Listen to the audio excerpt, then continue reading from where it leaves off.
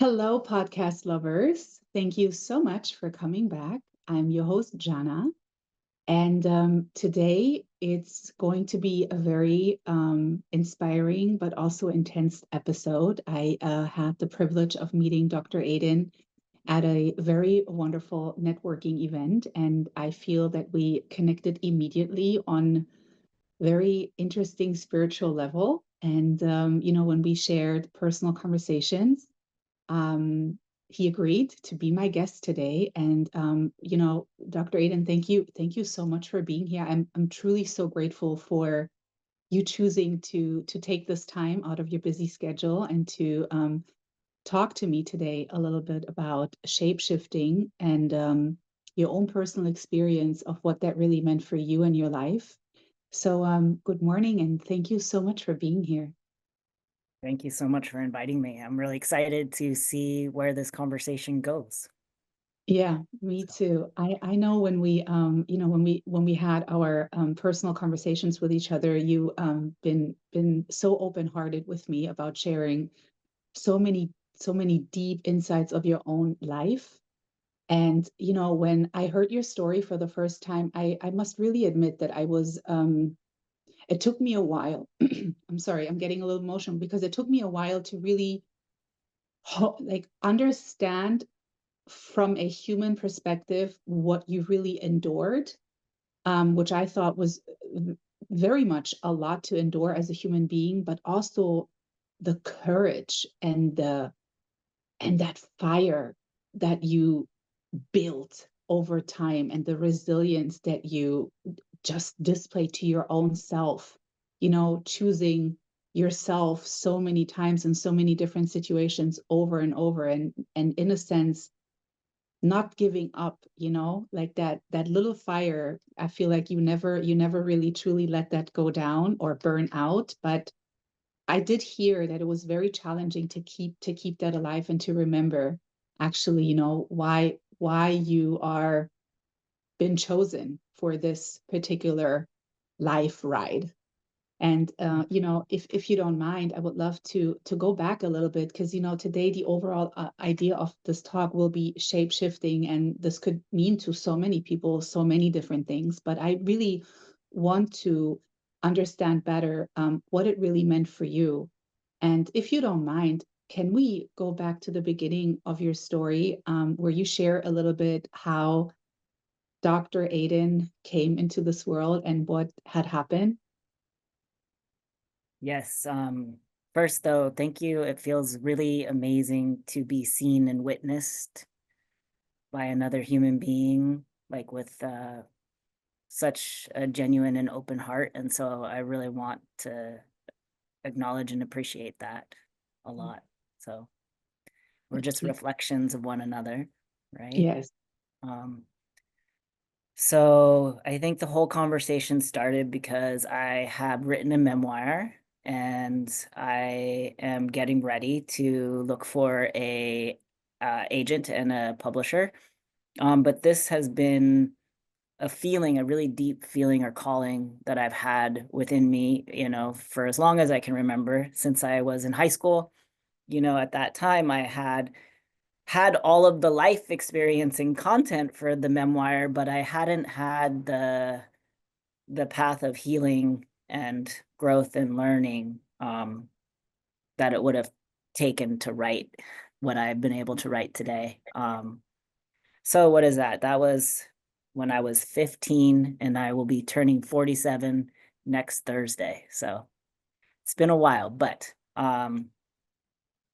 if I go back to the beginning and the question of how I learned to be a shapeshifter, Mhm. which, when you think about it, is a really brilliant survival strategy. And there's a lot of like positive things about being able to be a chameleon of sorts in all kinds of situations and connect with all kinds of different people. But what I discovered is when that came at the expense of who I was and what I wanted, then Mm. it no longer became something that was positive. But um, So I was born to a mother who was a drug addict, and who had pretty severe mental health issues. She wasn't able to really take care of herself, let alone the three kids that she ended up having by three different fathers. And so starting at 11 months old, me and my brother at the time, my little sister hadn't been born yet. We were taken out of the home of my mother and put into a children's shelter for 2 weeks, while she had to go to the hospital for some reason. But that just started that pattern that continued until I was 5.5 years old, and I went to live with the family that would eventually adopt my little sister and myself. We would be constantly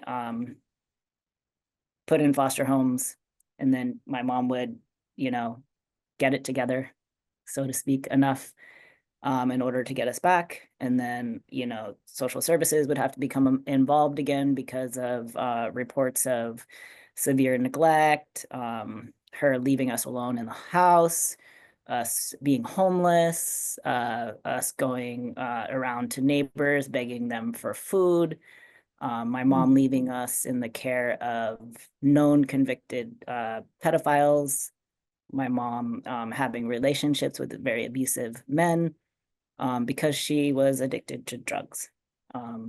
And she never really was able to get free of that, I don't think, ever, her entire life. So yes, in that kind of dynamic, I had to learn, because each time we went to a foster home, and this was, I mean, I was very, very young at the time, I had to learn how to adapt to these new people, to like what their new rules were, like what would make me acceptable to them. And it was a skill that I wasn't conscious of, but it became very deeply ingrained in me, in the sense that I never got the chance to really authentically discover who I was, or what it was that I wanted or needed, because I just had to figure out, how do I get these people to want me, and how do I get my needs met, Right. and how do I not get like sent away again to another place, and so there was a lot of gymnastics, let's say, that I had to learn how to do. Right. Yeah, and it's kind of like very clear that, being put in such position, unconsciously, how our bodies or how our minds are actually very much in that flight, freeze, fight modus, are really, catapulting back in oneself. And then you choose in that moment, okay, this feels safe, I'm going to do that, and having to endure these radical changes, radical changes of like, I know I don't want to be going anywhere else. I just want to make it here because I don't want this. But yet now in the moment of being adaptable to things that maybe didn't feel good to oneself. And when we're younger, I feel like we're a little bit better of voicing what we really feel. I think we mislearn that ability when we grow up, because then we don't want to cause problems. We don't want to have conflict. We don't want to rock the boat. And all those things, being embedded it and ingrained, as you called it, in yourself, we're very, I mean, I don't know how to imagine that, as somebody, but I don't know how you did that. You know what I mean? Like how was this even possible in such young age to understand that if I'm becoming a chameleon, as long as I'm playing by the rules, even though this means I don't really want to, when the outline just is, I just don't want this back and forth anymore. I can't go through that anymore, you know? And so for me, when I hear that, it's, and you're more than welcome to continue a little bit more, after you've been in foster care and after this whole back and forth. And then when your mom got you guys back, I want to assume it didn't stop right there, I feel like there was a part in your life when you were, when that shape shifting really kicked in, when severe things just went on around you that you've seen, but also happened to oneself. And so, you're more than welcome to elaborate as deep as you want on that. But, I'm just wondering, how did it move forward? How did that aspect of understanding that I don't want this back and forth, but I am stuck in something that I have no power over my own self, over my own life to choose. So I got to find a way to make it work. How did that play out for you?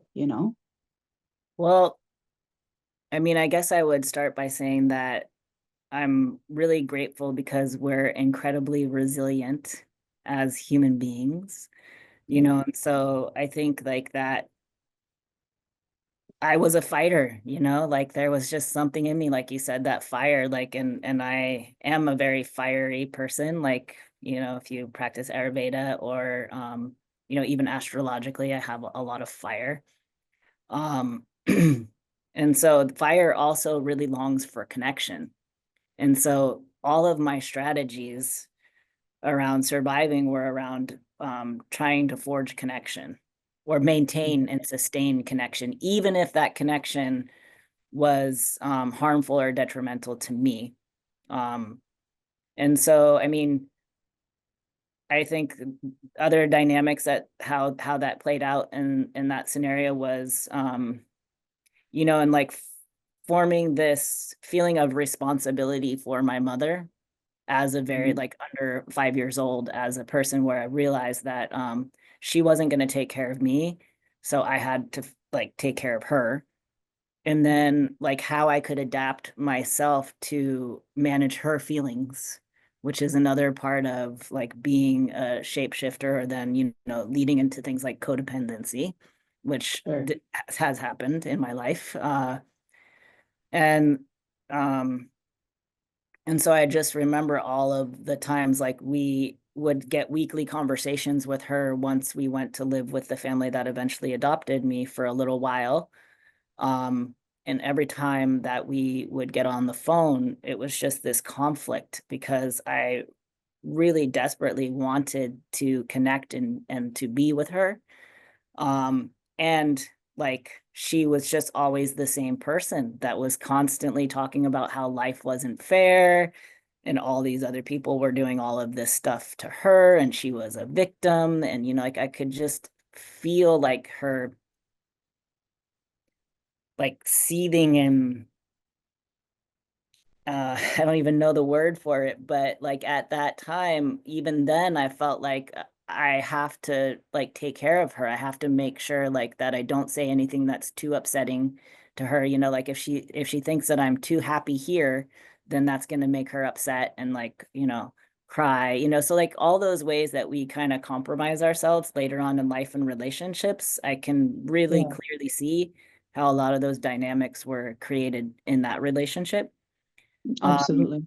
and then I would say that unfortunately, in an ideal world or situation, when we get put into the foster system to find like a home that's safer and healthier, and we reach that point like where maybe we have the opportunity to be adopted by a family, then that family would, be a healthy, safe environment to heal some of that earlier trauma in. Um, Unfortunately, in my case, the family that I was adopted into, pretty shortly after I started living with them, my adopted father began to sexually abuse me from the time that I was probably like 5.5 until I was 14.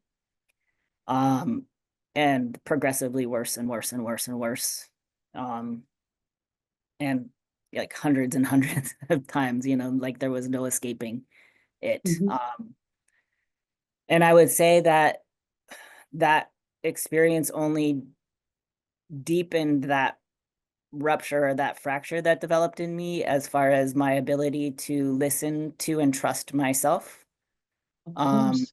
because at that point, like not only were the external environments that I was in unsafe, but like the internal experience of being in my body was no longer safe either. So there was like really no place that was safe.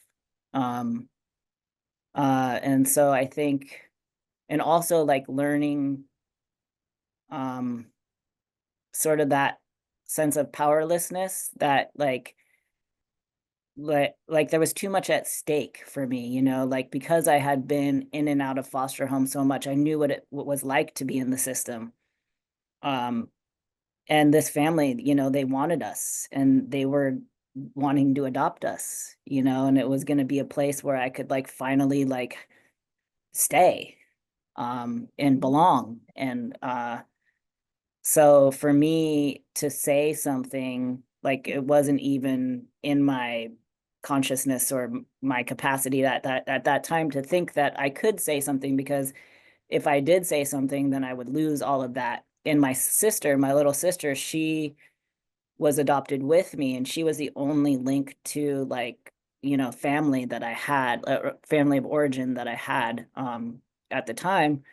And so if I said something, then I could also be taken away Lose her. from her and lose her as well, you Right. know. And I think like after a while, when these things, I mean, the sexual abuse like happened like when I was a toddler, you know, like it happened from the time I was extremely young, you know, until I was 14 years old. And so I think that over time, when something like that type of violation happens to you, it feels like it's just what you deserve. Yeah. You know, I Yeah. think so. At that time, I just felt like,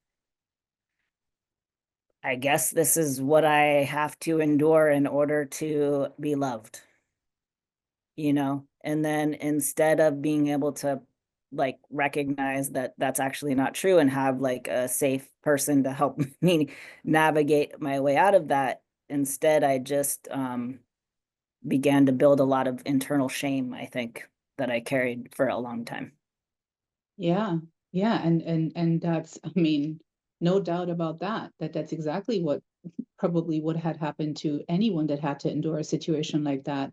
And also, you know, being so young and already understanding that you are, in a sense, emotionally codepending on your mom, not because you needed it, but because you understood that she needed it, is very fascinating to me in such young age.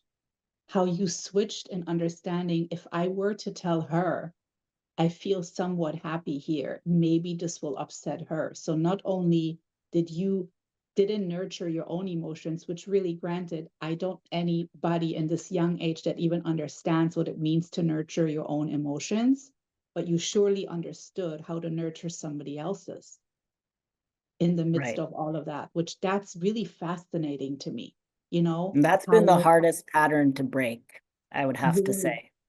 I mean, really, that is something that I still am working on today, currently, and that is understand, like really truly understanding what the difference is between what's mine and my mm, responsibility and what's somebody mm, else's and their responsibility. mm, And because of like all of the one of the gifts I would say of all of the experiences that I've had in my life is that, and the work that I've done to heal from those experiences, is that it has created a lot of empathy and a lot of like understanding and compassion for other people and other people's pain inside of me. And so I think, and that's the empathy that I had as a very small person for my mom, you know, and like feeling like I was responsible to make sure that she was okay. Um, right, I feel like for me today, and I'm learning and I'm getting better at it, but a lot of times I still like, when I see other people suffering, I feel like it's my job to save them, right? It's my job to, especially with my family. Is, you know, it's like my job to try and make everything okay. And a lot of times, like as far as the shape-shifting thing comes into play, when I do that, that comes at the expense of myself. It comes, yeah, I'm oftentimes not in authenticity because I agree to do things that I don't really want to do. or I agree to behaviors that I'm not really okay with, Mm-hmm. you know, um, Mm-hmm. and so for me, maybe, it'll be a lifelong practice. And like I said, I've come a long way, but Sure. I'm still learning that, like, especially, like it plays out even with like the things that are going on in the world today and like how much suffering um is happening, everywhere. Um, I think it's hard to navigate like what is my responsibility and like what I can do to help, like bring a new understanding or bring a different perspective or, bring more love and more compassion and more forgiveness to the conversation. And then Mm-hmm. like where like the best thing for me to do is to continue to work on authentically showing up in my life and continuing to heal like these aspects of myself that, you know, we're like sponges when we are, little children. We basically that's where all of our programming gets installed. And so um what I have discovered is that, like I think we want, and I think sometimes people believe that healing is like a one and done, like, oh, I did the work. I went to Yeah. therapy. I mean, I've been in therapy since I was 5 years old, on and off, Um, Right. and I think like, and I've done all kinds of different modalities of healing that have been extremely profound. And in my experience, healing is not this linear, like, okay, you do this, and that, and then bam, you're healed. And I've also discovered that even, forgiveness, which I think is one of the most powerful things that has helped transform my trauma and helped me in my life, even forgiveness, I think oftentimes we think, okay, I do this, and that, and then I forgive the person, and then Yeah. it's done. And Yeah. what I'm really discovering is that both of those things are not linear, they're very circular. And, it's like you forgive some aspect and then, like life goes on and it comes around and then something else pops up. And so forgiveness is like a lifelong practice, in my opinion. Mm. And really what I'm discovering more and more today, because in my life, I always felt like, like I wanted to forgive all of the people who had done horrific things to me because I didn't want to carry, for a couple of reasons. I didn't want to carry like the anger and resentment um about what had happened because I learned, which I'm really grateful for, how damaging, not only like emotionally anger and resentment is, but also like physiologically for our bodies, how Absolutely. damaging it is to our health. Um, so I learned like I wanted to forgive because I wanted to let that energy like release it and let, Yeah. not let it harm me anymore. And then I also wanted to forgive because I very strongly believed that, and I still do, that everybody has the capacity to change, no matter how far down the wrong path that they've gone, or no matter how awful a thing that they've done. I think that everybody has the capacity to change. Mm. And so I never wanted to like limit somebody to their worst moment, but the problem with that is that's a beautiful sentiment and it's actually really wonderful and has helped me a lot. But also there's a trap there, is that for me, in the shape shifting and the codependency and the people pleasing, is that then I have had a tendency of getting trapped in like um tolerating and putting up with, continuing to put up with, things that aren't honoring me, that are crossing over my boundaries. that don't feel in resonance with me, you know, and Mhm. like, because I just, you know, that pattern of like learning to endure in order to maintain connection kicks in. Right. Right. But I think in general, it's a very challenging thing, regardless of one story or one's experience. In general, I feel like it's very challenging to understand how to truly honor self and what that really means to have boundaries for self and to execute on boundaries for self. That's very challenging to understand. At least that's how I experienced this in my life. You know, I know that when we are in situations where internally it doesn't make us happy, you have that rattle inside of you where you feel like, oh, I'm so irritated, I'm so angry, I'm so upset. But then really you're telling yourself, but I'm okay and I'm happy. This is supposed to be this way. Because if it's Right. not this way, something else could be worse. And nobody gets it all. And then we start to tell us those cliche statements. Nobody gets everything what they want. Nobody has it all, and this and the other, when really none Right. of this is really important. What really is important is, how do I go back into learning, relearning, rediscovering what really it is that makes me truly happy within inside of me and fulfills me and fills, so to speak, my own cup. And I thought it was very interesting and very brave of you to say and get the realization of, if I would have not forgiven, this unforgiveness would have turned so rotten in my own temple that it would have caused me to get sick,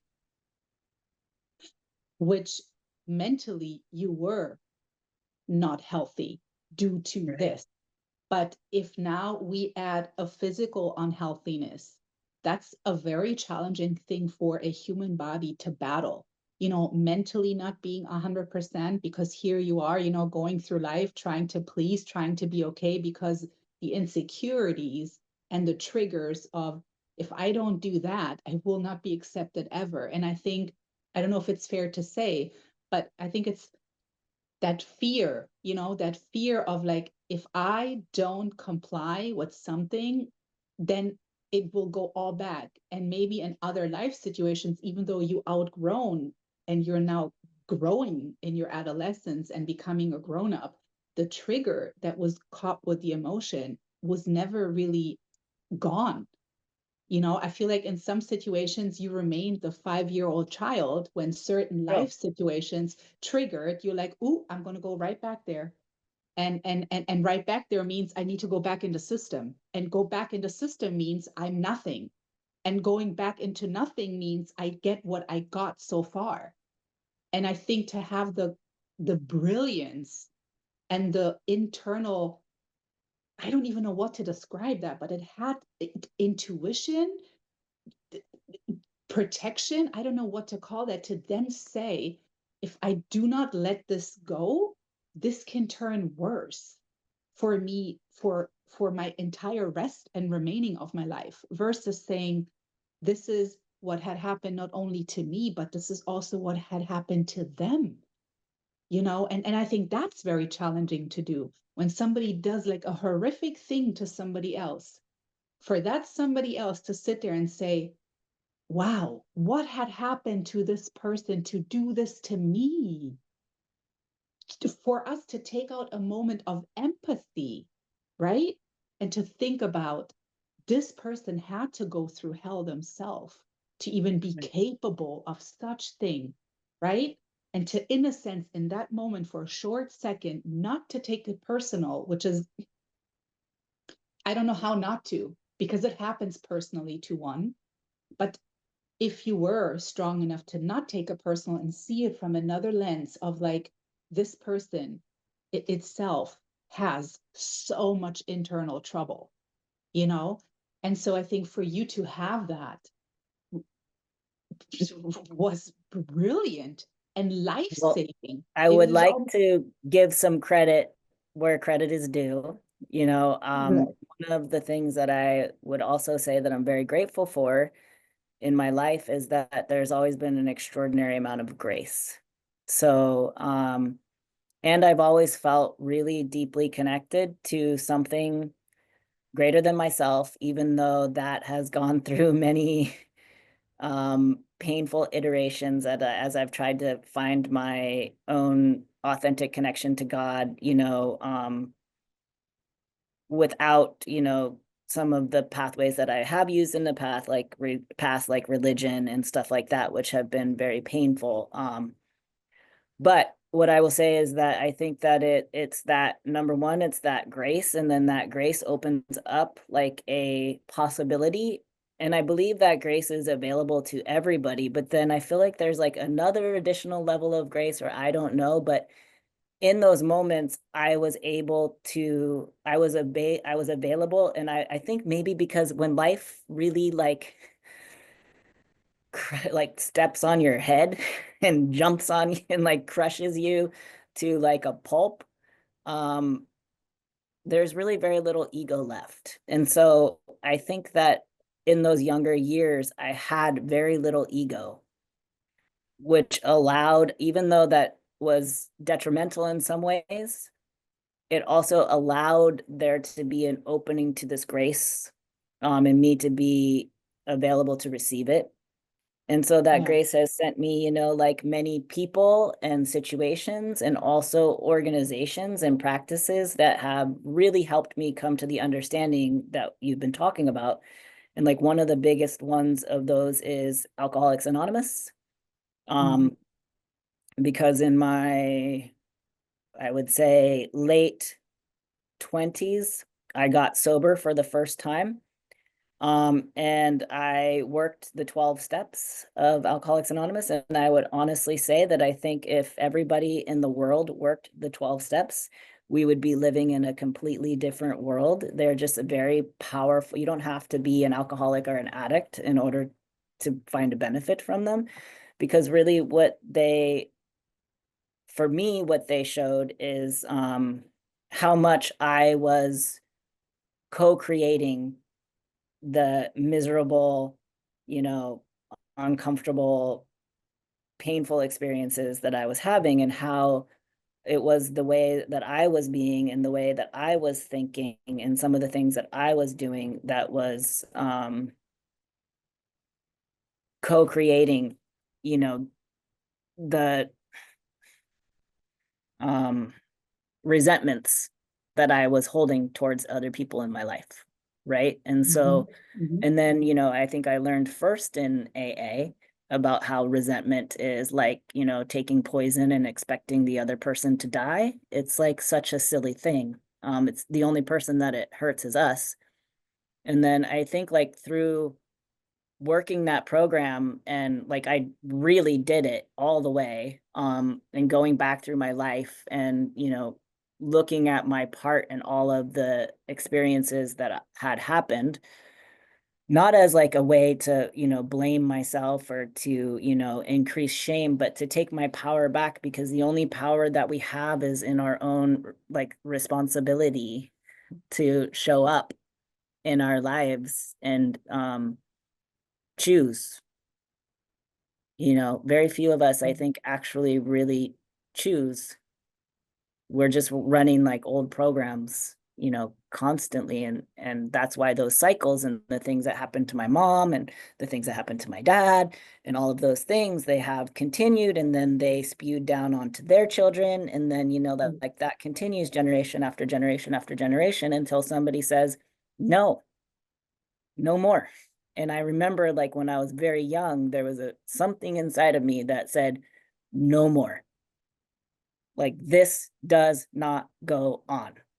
And I Yeah. just really vowed to myself, I was like, the only way that I could survive such a thing that happened was by realizing that it had happened for a reason. And that reason was so that I could learn how to heal like all of those things for myself, and then in turn bring that into the world and help other people heal from similar circumstances.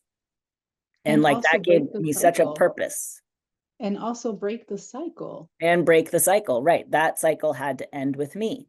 Yeah. So I would say that AA really, and then, really started that journey of me recognizing the damage of resentment. And then there's like, I went to school for Chinese medicine, and there's a lot of things in Chinese medicine that talk about blame being the most toxic of emotions. And I did a really powerful retreat called the Shanren Dao, or the Way of the Good Person retreat, which is based on a lot of Confucius understanding and thought. But basically, it was also another experience of really going in and taking an inventory of my internal world, um, and then letting go of, like the toxic emotions that I had allowed to build up inside of me, while Hmm. also then like learning how to come into right relationship with my life, which means, right relationship with my life is, like being in gratitude. The first place I think it starts is like, for me, I have a practice where I wake up every morning, and the first thing that I say is that I'm grateful to be alive another day, because life, it's a gift.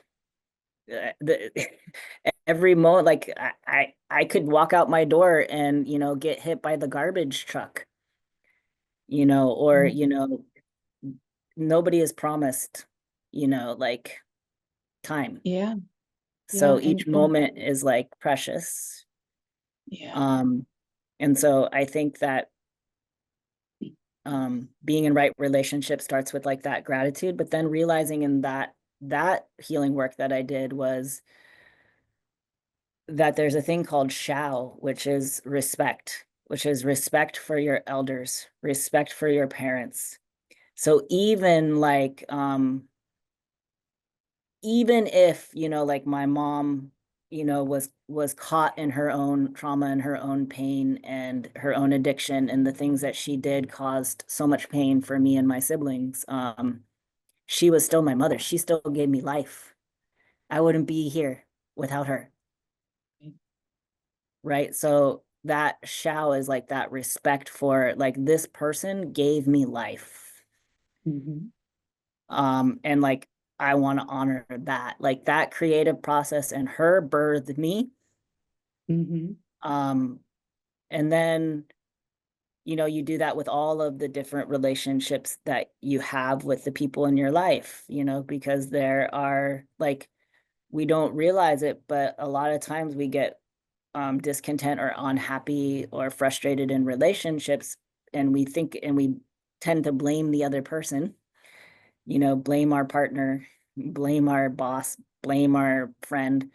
But if we actually were to really step back and like look inside, I would say most of the time we're not living in alignment fully with who we want to be, or like who a good partner would be, or who a good employee would be, or who a good friend would be, right? And so it's like really being able to um look at yourself honestly, and I think for me that was really, really powerful. And the part that I have had to continue to work on is that for me it was not hard to see where I, like, quote unquote fucked up, right? So it Yeah. wasn't hard for me to blame or be hard on or criticize myself, right? And so a lot of Or times just at take the beginning, responsibility for your own behavior or doings. but in a way though that it, was very self-flagellating, I would say, in the beginning. Hmm. Um, And so I think what I have learned over time is that there's a way to take responsibility for these things from a place of kindness and compassion and Hmm. gentleness. And so that's what I was starting to say at the beginning about the forgiveness piece, is what I've come to realize is that the person that I really need to forgive the most, that's the most important to forgive, is myself, Right. right? Because until I can heal that relationship that I have within myself, and that fractured trust that I have within myself, Right. um, I'm going to be constantly playing that out externally with others in the world. Mm. And so what that also helped me see is that, yes, it's true that I experienced abandonment over and over and over again as a very small child when, you know, it would have been preferable that I was in a situation where there was a, healthy, loving, nurturing, container for me to grow up in. But the thing, so that was extremely damaging, and I'm not downplaying it at all. And it Mm. has not been easy to overcome. Yeah. And it's still, like I said, because healing is circular, it still comes up, at times, and I have to deal with another layer. But what ended up happening was that as a result of that and my strategies of shape shifting and pleasing, caused me to abandon myself over and over and over again. And it's all of those small self abandonments where I said yes when I really wanted to say no, when I Right. agreed to something somebody was saying when I totally did not agree with it. Right. Because I didn't want to be ostracized or rejected, you know. And so for me, the most powerful practice that I have started to do more recently in the last, several years is that practice of not abandoning myself. And the Being more more present. Being being just more, more yes, present. listening, like I'll give you a perfect example of how this most recently played out in my life. And that is that I tend to, like I said, try, like, because I so desperately want connection. Connection is so important to me. It's probably one of the most important things to me, that I Mm. will just, like do whatever in order to make it happen, right? So I hadn't seen my nephews in a couple of weeks. And last weekend on Sunday, I wanted to go hang out with them. But my sister and her wife were going to go to LA for Pride. And she wasn't able to make a concrete plan with me. So in the past, I would have put what I wanted to do, what I needed to do on hold to wait and see what was going to end up happening with that. And then when I figured it out, then I would go and I would drive like over an hour because I was in Laguna Beach at the time that she finally told me, oh, we're going to head home and be home by 3. I normally in the past would have been like, oh, okay, I'll come over. And I would have dropped everything that I had on my plan. But Sunday was like a day where I woke up in the morning and I was journaling and I said, these are all the things that my soul really wants me to do today. So I went out to breakfast with a good friend and had an amazing conversation. I went on a hike with another good friend and had another amazing conversation. And then for the longest time, I've been like wanting to go to Laguna Beach to do the 1,000 steps. I used to do 1,000 steps all the time, even with like a weighted vest. And I was like, I'm going to go do it and I'm going to do 10 times, but I'm like, that was like way overshooting the moon. But anyways, when I was at the hike, I felt that part of me that is like, maybe you should go home so that way if your sister contacts you, then you'll get to do some of these things first, and then you'll be able to go over there later. And I was like wrestling inside of myself, and I was like, no, I'm gonna go. So I went, and I only did it 3 times, but it was hard. But uh I also parked a half a mile away. So, and I had just Yeah. done like a 5 mile hike. But, anyways, Yeah. I listened to myself. And then when I was done, like that's when she texted me to say, okay, at 3 o'clock, we're going to be home. And so I put her address in my maps to see how long it would take. It was going to take me an hour to get there. And I still had on my list that I wanted to go to Home Depot and buy a bunch of flowers and stuff to plant in my backyard, that I wanted to go to the store and buy some food so that I could food prep for the week. And I had to make my smoothies, for the week. Uh, and I have a poem that I am really wanting to complete so that I can find somebody to publish it during Pride Month, um, because it's relevant to Pride Month. Um, Right. and so, anyways, I was like, I was feeling this war, like this tug of war inside of me, and I was about to like tell her, okay, I can come over there. Should I come now or should I come later? And then I was like, wait, I don't want to do that. Like, I love my sister. I really want to see my nephews. I'm going to see them for the next 2 weekends. I don't really Yeah. want to do that. So Yeah. instead, I was like, okay, I changed my navigation to home. And then I texted her and I said, maybe it's best, you guys are exhausted, that you just relax and I'm gonna go home and then I get to see you guys for the next 2 weekends. Right. So then I Mhm. left and I went and I got all my stuff and I went home and I was in the backyard and I was planting and my sister called me. Well, in the past, normally in our like conversations, if I say I'm doing something, it often feels like there's like some guilt that she'll put in there about like, well, why are you planting, flowers in your backyard when you could be coming over here and hanging out with us and the boys, right? Like that's normally like what I feel. And instead, because I chose to show up differently, it changed the entire dynamic. And the conversation was amazing. And she's like, what are you doing? I said, I'm planting flowers. She's like, oh, that's great. Wow. And then she's like, you should come to my house and plant flowers sometime. And I was like, so it was like, but it was like a good, positive conversation. And I didn't feel any guilt. Yeah. And Um, it seems like, that you're able to really like understand also your own motoric pattern, that pattern that we constantly do, regardless in what we're in anyway. You know what I mean? It could be a codependent relationship. It could be an unhealthy workspace. It could be an unhealthy pattern that we execute on daily basis for ourselves. And to really just notice that, like really be so aware within your own self, because you're now present more with yourself than you ever used to be. And I feel like when we practice that, and we include all the amazing things that you said, like gratitude and forgiveness, and really honing in on our own self. And like you said, but I loved when you said, I wrote a journal and I wrote down what my soul wanted to do today. And I think that part alone, just to really be more present within our own intuned self and really asking, is this something that I really truly want to do today? Is this something that actually makes me feel still good? Even though my pattern, my past, this person, this situation have been in there for so long, and the dynamic has been a specific way. But then to notice that and be like, you know what? No, this is exactly what I used to do.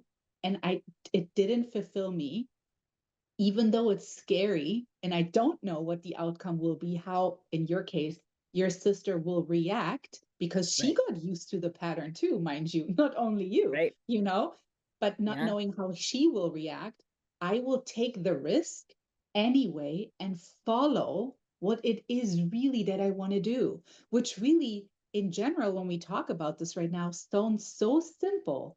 But when you are in this pattern of robotic, whatever it might be, people pleasing, or whatever it might be, it's very hard to break out that pattern, to really, like you said, it stopped with you when you decided, when you were very young, and you decided, I seen this got poured from one cup into the other. All this dirt that was in this cup was poured now in this with new dirt. Then it took here and here, and you decided for you that this has to stop.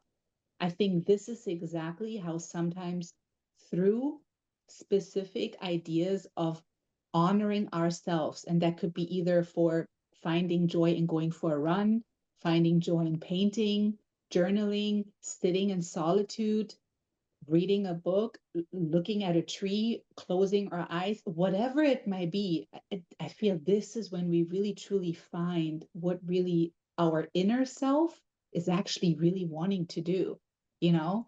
Yeah. And I think when we then start to honor that, so many amazing new things, because I truly believe when you tell something to exit your life that doesn't serve you anymore. It doesn't matter if it's a person, a people, person, situation, circumstance. When you truly want something to exit out of your life, where you're asking, anything that isn't for my highest and my best, my higher soul shall please be exited. And then you all of a sudden see who is really exiting and what situations all of a sudden are leaving you. In this first moment, when I did practice this, I was like, oh my God, this person was 30 years in my life. Now they're not here anymore, but I was the one calling on that because strongly in my own self, I wasn't done. I wasn't ready anymore to just be okay with things that I used to be okay because they made me feel safe, or because what would that mean if I really truly say what I mean? You know what I mean? Like, how would that really in reality look like? And I think it's such a great example of what you just expressed, how to really, through gratitude every day and through kindness and forgiveness, to not let anything that isn't really meant for you anyway to fester and to occupy your space. Let it I be think energetically or mentally, emotionally. If it's not really for you, what's the point of trying to hold on? Isn't it better to wrap it all in gold and let it go and, set it free and allow then something amazing new to enter? And this isn't like, oh, you're not good enough anymore for me, I'm exiting you and I want something better. I'm not talking from a place like that. I'm really talking from, I'm acknowledging and I'm honoring what really truly does not serve me anymore. I don't want, even though this means a 30-year friendship will not be part of my life anymore. yeah.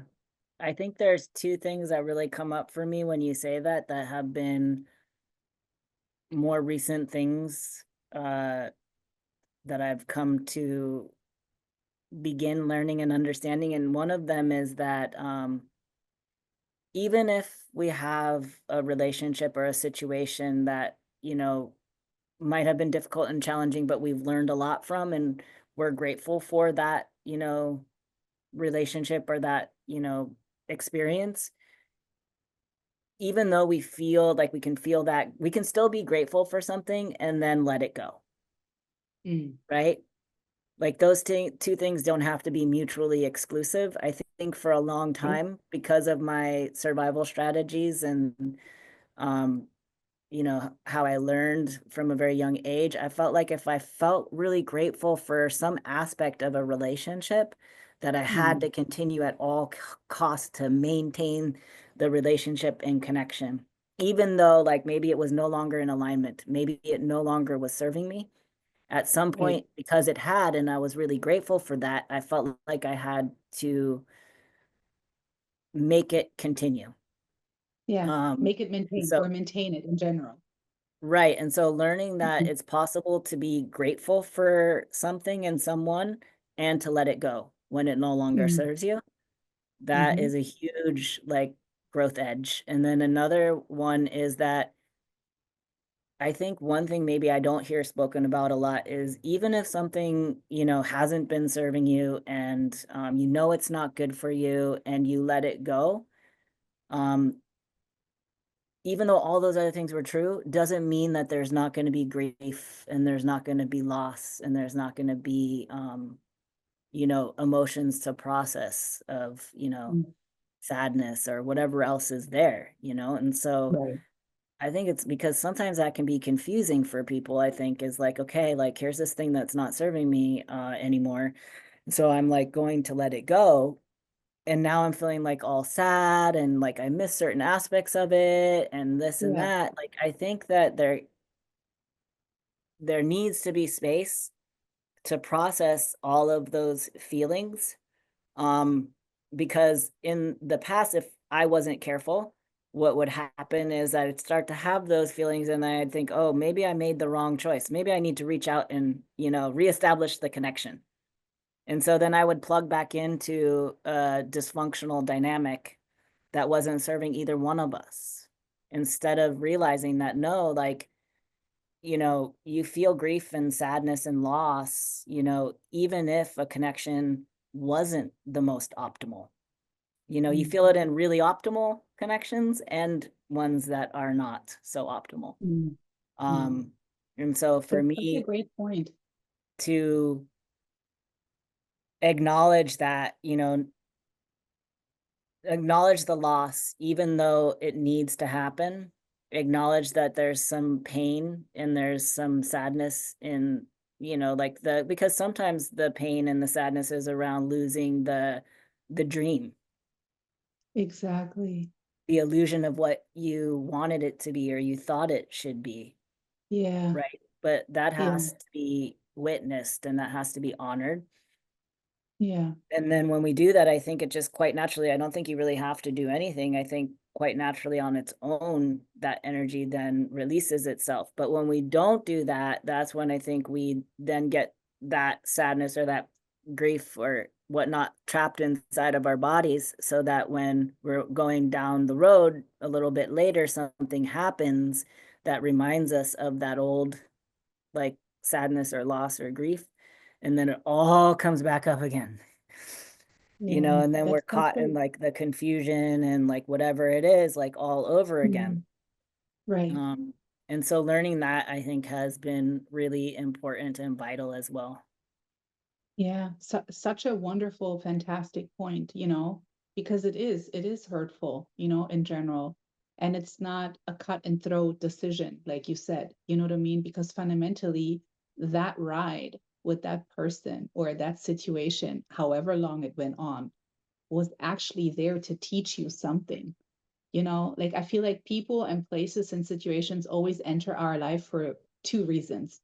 Either you're supposed to teach them something along the way that they really needed to learn and they couldn't learn it from somebody else, just from you, or it's the opposite way, that they're coming in onto our lives for however many long, to teach us something, mainly I feel like, how to really self-love, have self-respect, discover what really you do like and what you really don't like, what really is benefiting, what really isn't benefiting, and still maintaining respect, for the situation and the person, of saying, actually, thank you, you know, thank you for actually breaking my heart. I know that I practiced this with my partner that I was with for 15 years. And when we decided to go separate ways, I know that for a long time, I didn't have this point of view. But then when I honed more into those kind of practices, today, now I can really say thank you so much for also choosing to spend 15 years of your life to teach me, about me, that I needed to learn, that I wasn't able to learn without you by my side, investing your 15 years of your life also in this, regardless of who did what wrong, right? It doesn't matter, but just that aspect of two souls had an agreement to Yep. meet and to go for a period of time, life in this lifetime together, to support each other in being teachers and student for each other, and I think, that respect part that you very earlier on spoke, when I started to practice, especially for people that I really had animosity against or really negative feelings, when I started wanting to let that go out of my temple, I started to practice with finding one thing about that person that I truly respected, just one thing. And it was very hard to find that one thing, with a person that you absolutely have no love and kind emotion and feelings towards. But when I did, and I just focused on that, and I was just respectful and thankful that they had that, it felt easier, lighter to just kind of let that anger and that resentment go, because I truly respected that person for that one thing that they accomplished in their life, Yeah. but I yeah, love that's like so beautiful. And I think that was exactly where I was going to go with what we were talking about. I think um, it always comes back around in my experience to gratitude and like being grateful even for the painful experiences that we've had, because yeah, you know without those experiences, we may not have been able to learn the lessons that we've learned. We may not have been able to become the person that we've become. who knows, Yeah. right? Like nobody knows. Nobody has, I mean, maybe some people say they have a crystal ball and they could tell you, but um, I think that a lot of it is a mystery, and so I think that because one of the greatest lessons that I learned from one of my teachers has to do about connection and how I think when things end, we try to sever connections with Mm. those people that we have once been connected with. But I think that that is actually damaging. And I also think that it's not really possible because I think once we have a connection with somebody, we always have a connection with them on some level, right? So by trying to sever that connection, we're just creating tension in the field between you and that person or whatnot. So I think what you said is so beautiful, and that's such a great way of being able to get to that place of like maybe neutrality with Mm. somebody who's really Mm. difficult, where it's like, okay, like I don't think I want to like be in a room with this person Right. again, Right. and share space with them. Right. Um, but I also like don't hold any animosity towards them any longer. Like I see them as a human being who, like myself, deserves love, deserves respect, Mm. deserves to be happy, like all of the things that we want for ourselves. Um, and the more that we can do that, in these difficult relationships, I think the more that we begin to sever those ties or cords that create such tension within our field, within our heart, within our body. And Mm. in the end, really, that's not only like it's giving both of the people involved freedom, which I think at the end of the day, what we all want is Yeah. love, freedom, respect, to be Yeah. seen. Yeah. Exactly. And we do deserve it. Everybody deserves it the same way. You know what I mean? But I also truly believe that you are wanting to find your own way to help yourself too. You know, I think it's wonderful how the universe works when you really decide wanting to go on your own soul's journey and you really truly decided, like you decided very early on, it will stop with me. That simple decision, that was so enrooted in you and you meant it when you said it to yourself, and I think when we really are doing that for our own self, I think it's quite automatic that then the universe will send, extraordinary humans and spiritual teachers and mentors and people that are like-minded and on your own vibrational level to just teach you and help you and guide you.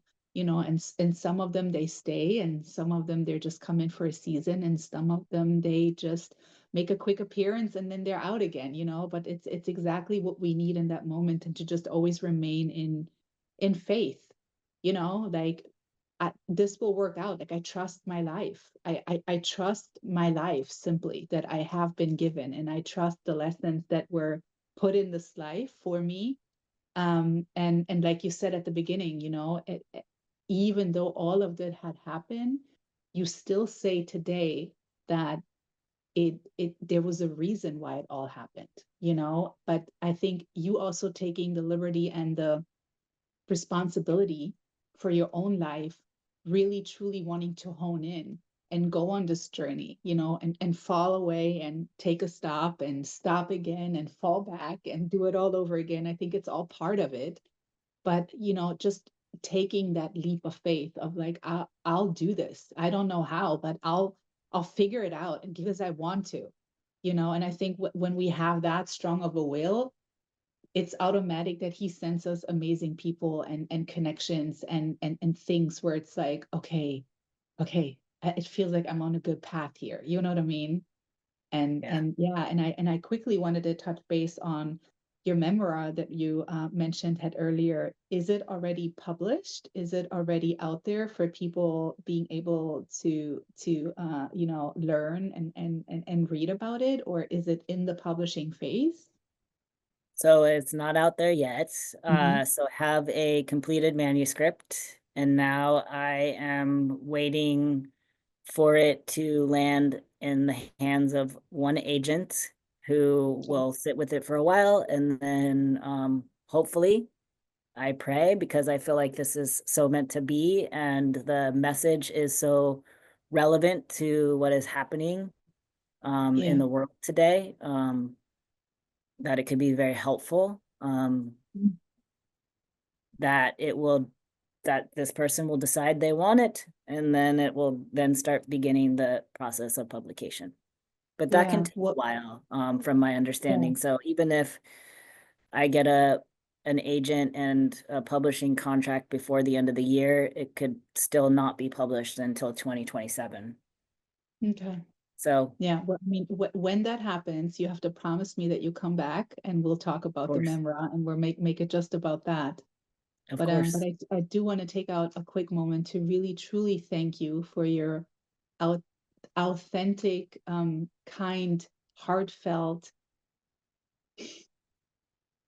courage to speak on so many things that you spoke on today, and to for you to find the strength of healing and on own self-love to sit here and really elaborate on your own personal story. This was really yeah, this really touched me. I have to say that, your story really did touch me, and I'm extremely grateful that you choose to share your story on my platform and on my show. And thank you. Thank you for coming, and thank you for agreeing to have this conversation with me. thank you for creating a space and a container that is so heartfelt, that it allows for authenticity. And yeah, I think that's a rare thing, and I really appreciate that a lot. And I think the last thing that just came up for me that I wanted to say, for anybody who might be listening who is really still struggling with their own trauma, and still feels very much in it, that in my experience, it's a lifelong process. And while, like, maybe today I might have some peace and I might be resting in like a moment of uh